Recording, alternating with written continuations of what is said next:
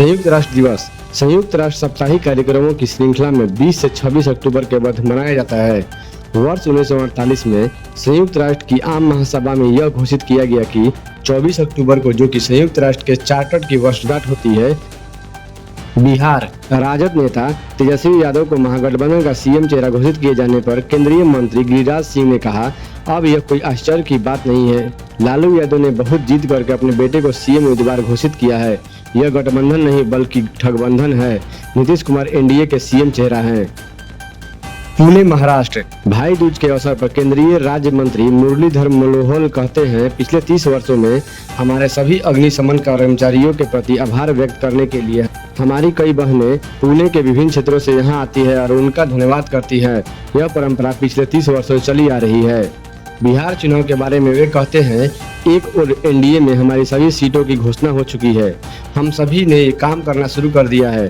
तो दूसरी ओर मुझे लगता है कि यह महागठबंधन नहीं बल्कि एक ठग गठबंधन है, क्योंकि इसमें अभी कुछ भी नहीं हो रहा है। बिहार की जनता इन्हें वैसे भी स्वीकार नहीं करना चाहती। एक बार फिर नीतीश कुमार के नेतृत्व में एनडीए की सरकार जरूर बनेगी। दानापुर पटना उत्तर प्रदेश के मुख्यमंत्री योगी आदित्यनाथ की बिहार दौरे पर आरजेडी सांसद मीसा भारती ने कहा, बिहार में योगी आदित्यनाथ का क्या काम है? आप उत्तर प्रदेश में कुछ जातियों को गाली देते हैं, फिर भी आप वही समुदायों से वोट मांगने यहाँ आते हैं। दानापुर की जनता ने मन बना लिया है और यहाँ से महागठबंधन उम्मीदवार की जीत निश्चित है। एनडीए गठबंधन के अंदर कुछ ठीक नहीं है। बिहार में पलायन रोकने की जरूरत है, यहाँ रोजगार की जरूरत है। क्या आपने एनडीए से किसी चुनावी मंच पर बिहार में कारखाने लगाने या व्यापार बढ़ाने की घोषणा सुनी है? पटना वरिष्ठ कांग्रेस नेता अशोक गहलोत ने कहा, मैं जनता को आगाह करना चाहता हूं कि अगर लोकतंत्र में ऐसे ही चलता रहा, जहां चुनाव आयोग, ईडी, आयकर, सीबीआई, न्यायपालिका और पुलिस जैसी हमारी प्रमुख एजेंसियां भी दबाव में काम करती रही, तो यह लोकतंत्र कैसे बचेगा? यह जनता की चिंता का विषय होना चाहिए। वीआईपी प्रमुख मुकेश सहनी को महागठबंधन का उप मुख्यमंत्री चेहरा घोषित किए जाने पर राजद नेता तेजस्वी यादव ने कहा, मुकेश सहनी अति पिछड़े समुदाय से आते हैं, उनके अलावा अन्य मुख्यमंत्री भी होंगे। भुवनेश्वर उड़ीसा भाजपा नेता और राज्य बार काउंसिल के सदस्य पीताबास पांडा हत्याकांड पर बीजेपी नेता लेनिन मोहित ने कहा, अधिवक्ता पीताबास की रहस्यमय परिस्थितियों में मौत हो गई। कल गिरफ्तार किए गए एक व्यक्ति विक्रम पांडा का आरोप है कि उन्होंने राजनीति में प्रेरित होकर मनमाना कदम उठाया, जिससे उद्देश्य बीजू जनता दल को बदनाम करना है। यह गिरफ्तारी सत्तारूढ़ भारतीय जनता पार्टी और मोहन चरण मांझी सरकार के राजनीतिक दबाव के कारण की गई है। उड़ीसा में इस घटना को एक प्रवृत्ति के हिस्से के रूप में देखा जा रहा है, जिसमें विपक्ष को रोकने के लिए पुलिस का दुरुपयोग किया जा रहा है। भारतीय वायुसेना 20 से 31 अक्टूबर 2025 तक स्पेन के गैडो एयरबेस पर स्पेनिश वायुसेना द्वारा आयोजित बहुराष्ट्रीय वायु युद्ध अभ्यास में भाग ले रही है। इस अभ्यास का उद्देश्य पारस्परिक शिक्षा को बढ़ावा देना, अंतर संचालन क्षमता को बढ़ाना, वायु युद्ध कौशल को तेज करना और मित्र देशों के साथ रक्षा सहयोग को मजबूत करना है। अमेरिका में एक ट्रक दुर्घटना में 3 लोगों की मौत हो गई। यह हादसे के लिए एक भारतीय ड्राइवर को जिम्मेदार ठहराया गया है और उस पर एक लापरवाही से गाड़ी चलाने का आरोप लगाया गया है। पुलिस मामले की गहन जांच कर रही है ताकि दुर्घटना के सही कारणों का पता लगाया जा सके। लालगंज में राजद उम्मीदवार शिवानी शुक्ला को हत्या की धमकी देने के मामले में पुलिस ने आरोपी के भाई को गिरफ्तार किया है। करताहा थानाध्यक्ष ने रणधीर कुमार और उसके भाई रंजीत कुंवर के खिलाफ प्राथमिकी दर्ज कराई है। रंजीत ने फोन पर धमकी दी थी और वह हैदराबाद में रहता है। पुलिस ने शिवानी शुक्ला की सुरक्षा बढ़ा दी है और आरोपी की गिरफ्तारी के लिए टीम हैदराबाद रवाना हो गई है। प्रधानमंत्री नरेंद्र मोदी मलेशिया में होने वाले 47वें आसियान शिखर सम्मेलन में व्यक्तिगत रूप से शामिल नहीं होंगे। मलेशिया के प्रधानमंत्री अनवर इब्राहिम ने बताया कि दीपावली के बाद मोदी वर्चुअल रूप से हिस्सा लेंगे। कांग्रेस नेता जयराम नरेश ने तंज कसते हुए कहा कि पीएम मोदी डोनाल्ड ट्रंप से मुलाकात से बचना चाहते हैं, इसलिए सम्मेलन में नहीं जा रहे हैं। बिहार में चुनावी माहौल गर्मा गया है। जेपी नड्डा आज 2 रैलियों को संबोधित करेंगे। वहीं महागठबंधन एक संयुक्त प्रेस कॉन्फ्रेंस करेगा। सबकी निगाहें 2025 के बिहार विधानसभा चुनावों पर टिकी है, जिसके लिए सभी राजनीतिक दल अपनी अपनी रणनीति बनाने में जुड़े हैं। महागठबंधन की प्रेस कॉन्फ्रेंस में तेजस्वी को सीएम घोषित किया गया। वहीं मुकेश सहनी सहित 2 डिप्टी सीएम होंगे। विमान में पावर बैंक पर प्रतिबंध लगाने की संभावना है। हाल ही में पावर बैंक से आग लगने की घटनाओं के बाद डीजीसीए गंभीरता से विचार कर रहा है। यात्रियों की सुरक्षा को ध्यान में रखते हुए डीजीसीए विमानों में पावर बैंक के उपयोग को प्रतिबंध करने पर विचार कर रहा है। डीजीसीए का कहना है कि यात्रियों की सुरक्षा उनकी पहली प्राथमिकता है। यूक्रेन की राजधानी कीव में रूसी ड्रोन हमले से 9 लोग घायल हो गए। सैन्य प्रमुख के अनुसार हमले में 10 स्थानों को नुकसान पहुंचा, जिसमें 2 अपार्टमेंट क्षतिग्रस्त हुए। यूक्रेन 2 रातों से रूसी हमलों का सामना कर रहा है, जिसमें ऊर्जा ढांचों को निशाना बनाया जा रहा है। अधिकारियों का कहना है कि सर्दियों से पहले ऊर्जा प्रणाली को टारगेट किया जा रहा है। पाकिस्तान के बलूचिस्तान में पिछले 24 घंटे में सुरक्षा बलों और आतंकवादियों के बीच मुठभेड़ हुई। निस्की में गश्त कर रहे 2 पुलिसकर्मियों की गोली मारकर हत्या कर दी गई, जबकि केच में बारूदी सुरंग विस्फोट में एक सुरक्षा अधिकारी की मौत हो गई। सुरक्षा बलों ने चगाई और सीवी जिले में ऑपरेशन चलाकर 11 आतंकवादियों को मार गिराया और भारी मात्रा में हथियार बरामद किए। कोलकाता के अमहर्स्ट स्ट्रीट इलाके में एक प्रिंटिंग प्रेस में भीषण आग लग गई। दमकल की 7 गाड़ियां मौके पर पहुंची और आग बुझाने का प्रयास कर रही। आग लगने से पूरे इलाके में धुआं फैल गया, जिससे लोगों में दहशत है। शुरुआती जांच में शॉर्ट सर्किट के कारणों का बताया जा रहा है। प्रिंटिंग प्रेस में ज्वलनशील पदार्थ होने से आग तेजी से फैल गई और आसपास की दुकानों को भी नुकसान पहुंच गया।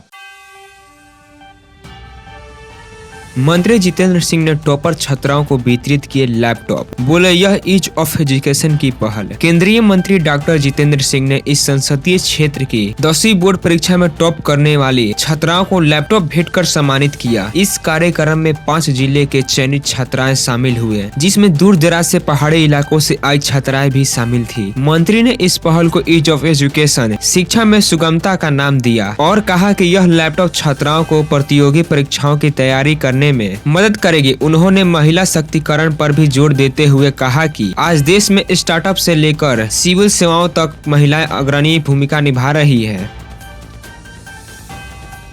प्रयागराज में नशा मुक्त एवं शिक्षा कार्यक्रम, बच्चों की परीक्षा दौड़ हुई, नशों के प्रति जागरूक किया गया। प्रयागराज के रोहतू गांव में एक पहला नशा मुक्त एवं शिक्षा की ओर कार्यक्रम आयोजित किया गया। इस कार्यक्रम का उद्देश्य बच्चों को शिक्षा के प्रति प्रोत्साहित करना और नशों के खिलाफ जागरूकता का फैलाना था। कार्यक्रम में कक्षा 6 से 12वीं तक के बच्चों के लिए परीक्षा और 200 से 1600 मीटर की दौड़ प्रतियोगिताएं आयोजित की गयी। इस प्रतियोगी परीक्षा में प्रथम पाने वाले आशीष पटेल को साइकिल, द्वितीय स्थान पाने वाले अनुष्का पटेल को कुर्सी मेज और तृतीय स्थान पाने वाले अलौकुश को कुर्सी देकर सम्मानित किया गया। इसी तरह दौड़ प्रतियोगिता के विजेताओं को भी पुरस्कार दिए गए। कार्यक्रम के आयोजक डॉक्टर शिव पूजन और सैनिक उमर बहादुर पटेल ने सभी उपस्थित लोगों को आभार व्यक्त किया।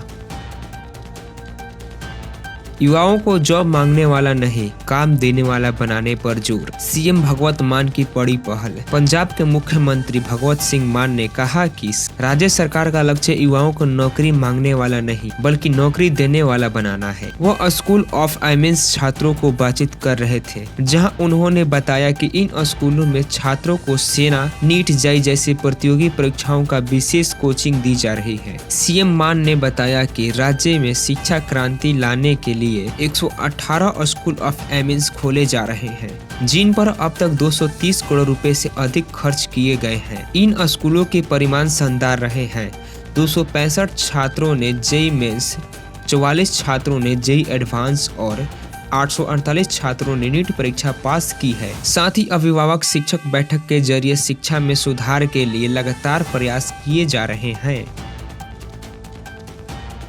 एआई कंटेंट पर सरकार की सख्ती, डीपफेक पर पूरी तरह से लगाम लगाने की तैयारी। सरकार ने एआई जनित कंटेंट और डीपफेक पर पूरी तरह से रोक लगाने के लिए सख्त नियम का ड्राफ्ट तैयार कर रही है। केंद्रीय आईटी मंत्री अश्विनी वैष्णव के द्वारा तैयार किए गए इन नए नियमों के तहत सोशल मीडिया प्लेटफॉर्म को एआई से बने कंटेंट को बेहतर निगरानी करनी होगी और उन्हें विशेष लेवल के साथ चिन्हित करना होगा। नए प्रस्ताव के अनुसार 50 लाख से अधिक यूजर वाले प्लेटफॉर्म की जिम्मेदारी बढ़ा दी जाएगी और उन्हें ऐसे कंटेंट को वेरिफिकेशन एवं फ्लैग करना अनिवार्य होगा। साथ ही किसी भी एआई जनित वीडियो या या ऑडियो में कम से कम 10% असली कंटेंट होना चाहिए और यूजर की पहचान सत्यापन भी जरूरी किया जाएगा। इस कदमों का मुख्य उद्देश्य चुनावों के दौरान गलत सूचना फैलाना, वित्तीय धोखाधड़ी और नकली कंटेंट के माध्यम से लोगों को छवि खराब करने जैसे मामलों पर अंकुश लगाना है।